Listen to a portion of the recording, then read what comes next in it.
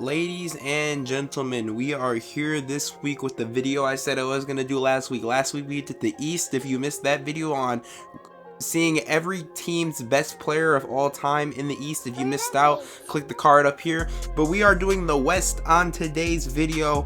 The West, like I said, the order I go through this by winning percentage, and I think there's gonna be some nice players on here. There might be a few controversial picks with the Lakers and stuff, but we're gonna get into it right now. Like I said, do this by winning percentage. Follow my Twitter at Crumble Takes.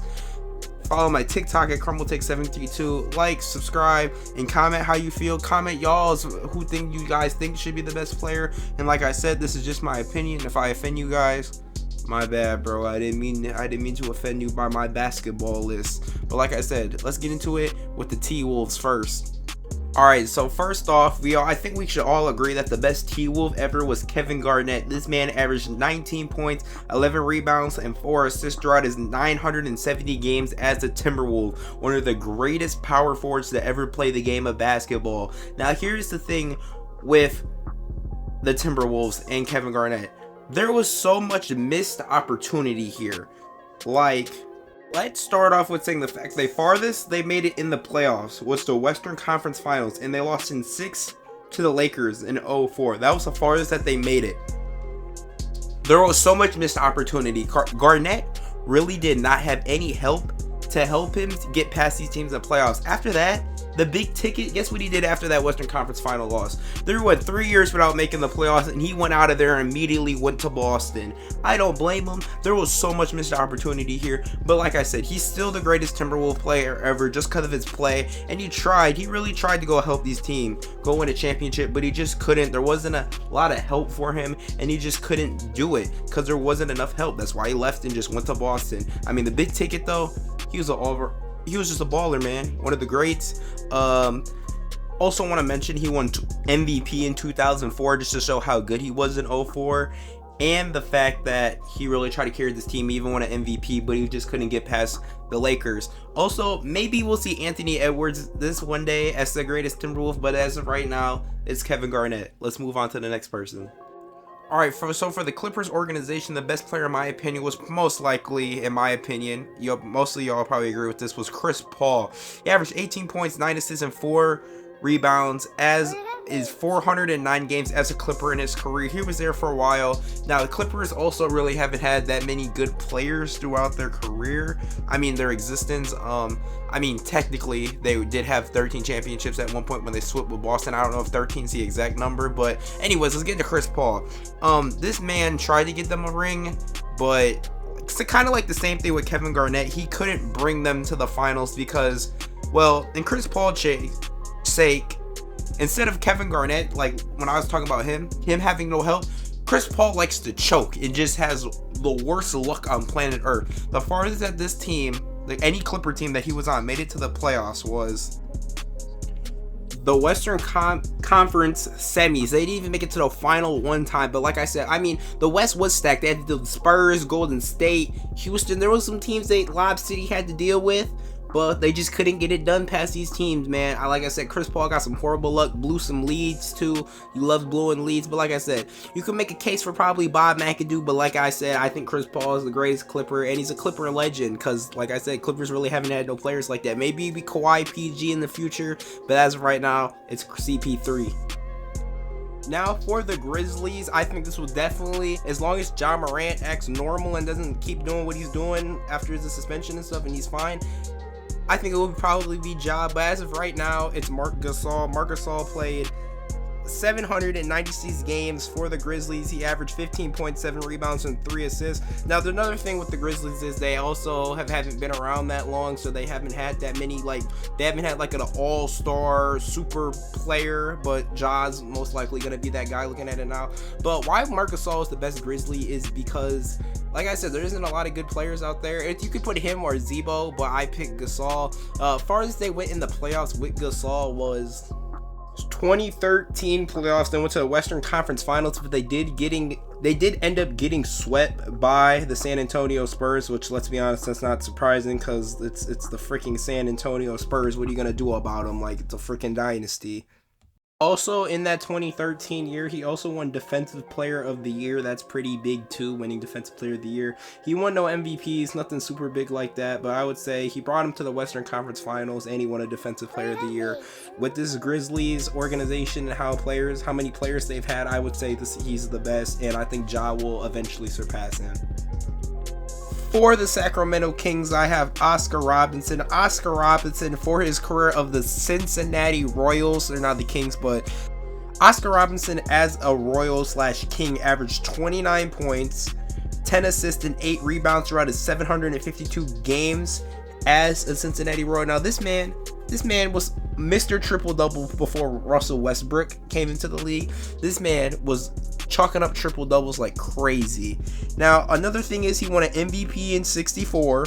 That helps him with this, but there hasn't been a lot of good Kings besides him. I think he's mostly been the best one, and there's like a few players in the early 2000s. But like I said, this man, Mr. Triple-Double before Russell Westbrook, was an all-around baller, won an MVP. I don't think he won a championship because he won a championship later down the road with Milwaukee. But like I said, Mr. Oscar Robertson, Mr. Triple-Double King before Russell Westbrook. In the Pelicans' existence, back when they were the New Orleans Hornets, the best Hornet is CP3. Yes, Chris Paul is on this video twice. That is how good Chris Paul is of a player. Chris Paul, throughout his career as a Hornet/Pelican, averaged 18 points, 9 assists, and 4 rebounds. He also won Rookie of the Year as a Pelican, and now the farthest that he could get this team was in 2008. He got them to the second round, which they lost in 7 after being up 2 games to the San Antonio Spurs. Like I said, Chris Paul just loves running into that Spurs dynasty, as you see, as I talked about with the Clippers. This man is a point guard. He's one of the greatest point guards ever, and he was able to carry this team. This man in his Hornet days was so electrifying to watch, and he is, as of right now, the greatest Hornet. LaMelo might be able to pass him, depending on. But like I said, Hornets plus Pelicans also haven't had that many players that have been good like this. But Chris Paul definitely suits the best fit for the greatest Pelican/Hornet of all time. Do I even need to talk about who the greatest Warrior is? I don't even know why. I don't even need to make this segment. It's Stephen Curry. Throughout his 14 seasons as a Warriors, averaged 24 points, 6 assists, and 4 rebounds in his 873 regular season games. He's also won 4 NBA championships with the Warriors. One, he did blow a 3-1 lead to the Cavs, but we're not going to get into that. We're talking about his greatness right now, not his downfall. 2 MVPs, and he also has made the most 3-pointers all time in NBA history. I mean, do we even need to explain why he's the greatest Warrior? Clay, he's there, but I don't think he comes close to what Steph has done for this Warriors organization. He's done crazy things. I mean, some people be like, no, Wilt Chamberlain. No, it's not Wilt. It's Stephen freaking Curry, man. Absolute baller, one of the best players in the league today, and will go down as one of the best players in history, and also will go down as the greatest 3-point shooter in NBA history. Now, you could put a case for Alex English, but I think now the greatest Nugget is Nikola Jokic. Nikola Jokic, throughout his career as a Nugget, has averaged 20 points, 10 rebounds, and 6 assists. He's going to go down as one of the greatest centers of all time when it's all said and done. This is why I think Jokic gets the case for it. Well, he has 2 MVPs, and the race is real close right now between him, Giannis, and Embiid. So he could potentially snag 3 MVPs 3 years in a row. The last person to do that was Larry Bird. So he could potentially do that. He has the most triple-doubles ever as a center. This man in the bubble was down 3-1 twice to the Jazz and Clippers, and he came back both times. Him and Jamal Murray together, they came back. The farthest they've gone in the playoffs, Western Conference Finals, so lost to the Lakers in 5. I mean, that Lakers team was unstoppable in the bubble. What do you want me to say? But this is why Jokic, I think now, is just the greatest Nugget of all time. I mean, you could put a case for Alex English, but I think this man will eventually win a championship in Denver. He will bring a championship to Denver. He's might go down as the most triple-doubles ever. Might. And he has 2 MVPs, man. All he can do is just keep adding stuff to his resume. He's going to go down as, like I said, one of the best centers ever. This man, absolute baller. One of the best in the league right now. As of right now, the greatest Maverick is Dirk Nowitzki. This will 99.9% confident it will be Luka when it's all said and done. But as of right now, it is Dirk Nowitzki. This man was an absolute baller. Throughout his career, averaged 20 points, 7 rebounds, 2 assists on 57% true shooting. He played 21 seasons for the Mavericks. He played his whole year there. He lived there. Ride or die, he was with the Mavericks. He also went to 14 All-Star games with the Mavericks, won an MVP award, won a Finals MVP award, and won an NBA championship with Dallas in them 17 years there. This man was a baller in Dallas. He was an all-around amazing player. One of my favorite players, honestly, that was in the league. Now, this man carried them in the playoffs. They did end up having one of the best regular season records ever, and they did choke in the first round to a Warriors team. That was very scary to watch, but like I said, Dirk, all-around amazing player, one of the best. This will most likely be Luka when it's all said and done, but still, as of right now, it's Dirk Nowitzki, all-around baller. The greatest Rocket is Akeem Olajuwon. Now, some people might be able to say you could make a case for James Harden. By my opinion, no, it's Hakeem. Hakeem averaged 22 points, 11 rebounds, 3.2 blocks, and 1,177 games as a Rocket. Now, this man right here, the dream, is one of the best centers ever. He won 2 championships with the Rockets, won an MVP, 2 Defensive Player of the Year award trophies, and 2 Finals MVPs. This man, I think you can make the case that he's the greatest Rocket because Harden didn't win any championships when he was in Houston. I know Harden had them crazy game stretches where he's just scoring. Well, guess what? Hakeem won them championships. One of the best defensive centers we've ever seen. One of the best centers in general we've ever seen. Hakeem, the dream, an absolute menace on the court. One of the greats, like I was saying. One of the greats. And that is why he's the greatest Houston Rocket. Alright, so for the Trailblazers, it's Clyde Drexler. He averaged 20 points, 6 rebounds, and 5 assists throughout his 867 games as a Trailblazer. Now, I eventually think that Damian Lillard, when he's done in Portland, he'll have a case for being the greatest Blazer of all time. But the really thing that propels him for me against Dame as of right now is, well, Clyde got them to a finals appearance in 1992, but he did end up having to play MJ in the Bulls, which that kind of sucks because it's like, well, MJ in the Bulls, there's nothing you could do about him. They were unstoppable, 6-0 in the finals. But this man Clyde was an all-around baller, man. He was one of the greatest dunkers the league have ever seen. He was a pretty good offensive player, man. Like, I think he's the greatest Blazer for these reasons. Like, Blazers also really haven't been a team that's been like that hot, but they've actually won a lot of games throughout their career. That's why they're so high, like later in this video.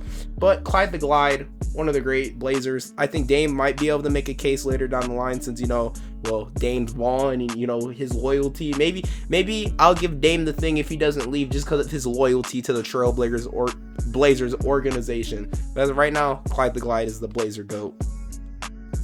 Greatest Thunder player of all time, Mr. Triple-Double, Russell Westbrook. Russell, during his time in OKC, averaged 23 points, 8 assists, 7 rebounds, and in 821 games as a member of the Oklahoma City Thunder. This man right here, Mr. Triple-Double, all-time in triple-doubles. His 2017 MVP season was one of the greatest MVP seasons I have seen from a player. This man was on fire, he was hot, and this man was getting triple-doubles on everyone's head during that year.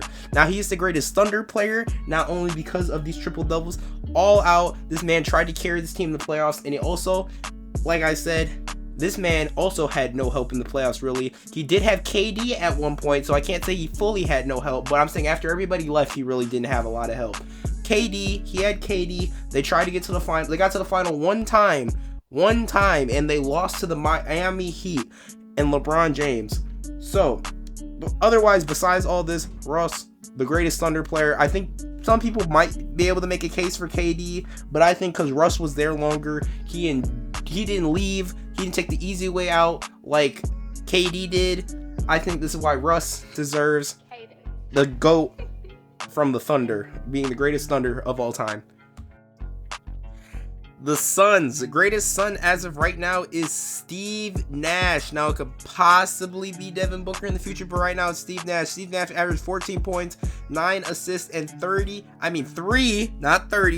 rebounds throughout his career with the Suns. He played 744 games. This man also won 2 MVPs with the Suns. One might not have been deserved, some people say. Some people say somebody else should have won that MVP that year. But Steve Nash won 2 MVPs with the Phoenix Suns. Now, the farthest that they made it in the playoffs, I think they made the Western Conference Finals 3 times, and they ended up losing all 3. 1 to the Spurs, 2 to the Lakers. Very, very saddening losses for Suns fans and for Steve Nash. Steve Nash is also one of them players who don't have a ring, never won a ring throughout their career, even though he is I would say he's pretty much a top 10 point guard of all time, one of the best to play that position, but he doesn't have a ring. But when he was with the Suns, man, he was balling out. He won, like I said, 2 MVP awards. That just shows how valuable you are to your team and why he is the greatest Sun of all time.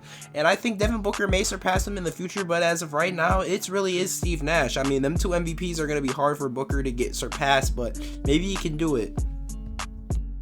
The greatest Jazz player is Karl Malone, 25 points, 10 rebounds, and 3 assists throughout his 1,434 games with his career with the Utah Jazz. This man, alright, he's one of the greatest power forwards of all time, I can't lie.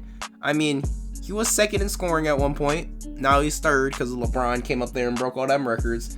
But yeah, this man scored a lot of points. People say you might be able to make a case for Stockton here, but I would just give it to Malone because he scored more, and I think Stockton was impactful, but I feel like Malone was pretty much more impactful than Stockton was, but they were both equally important. They went to 2 finals, and MJ and the Bulls just said, nope, y'all can't get these back-to-back final appearances. Nope, MJ and the Bulls just said nope.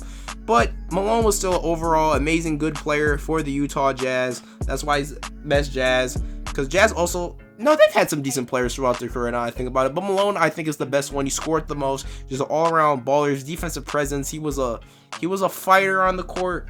I know what he did, like there's some controversial stuff that he did, I'm not gonna mention it, but I don't like what he did that. But like I said, we're talking about the game of basketball, still one of the greatest power forwards to ever play the game of basketball, one of the greatest Jazz ever.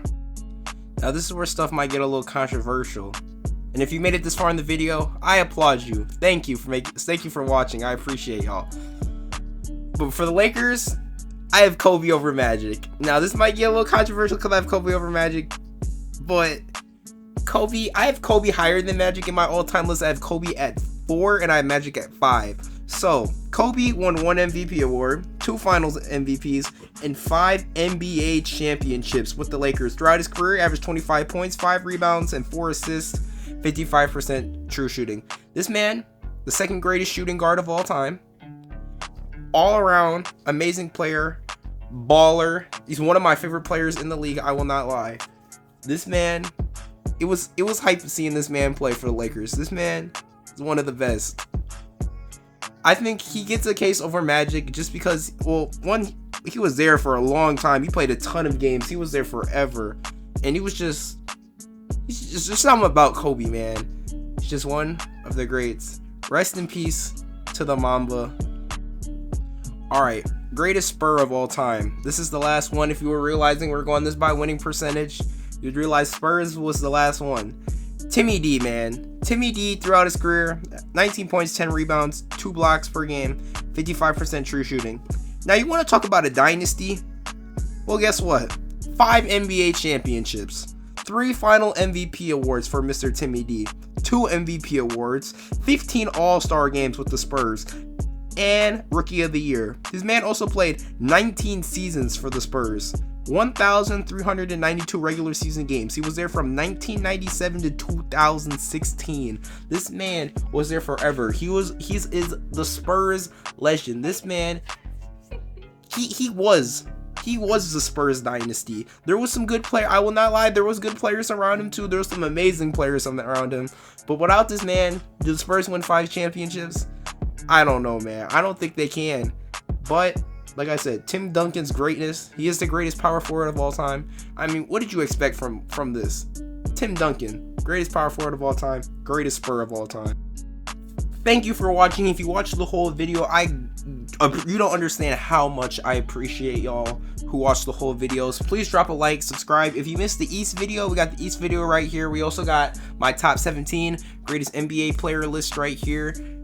It's a good list, good videos. I appreciate it. Y'all go watch them. Follow my Twitter at CrumbleTakes, TikTok CrumbleTakes732. Hope y'all have a nice day. See y'all in the next one.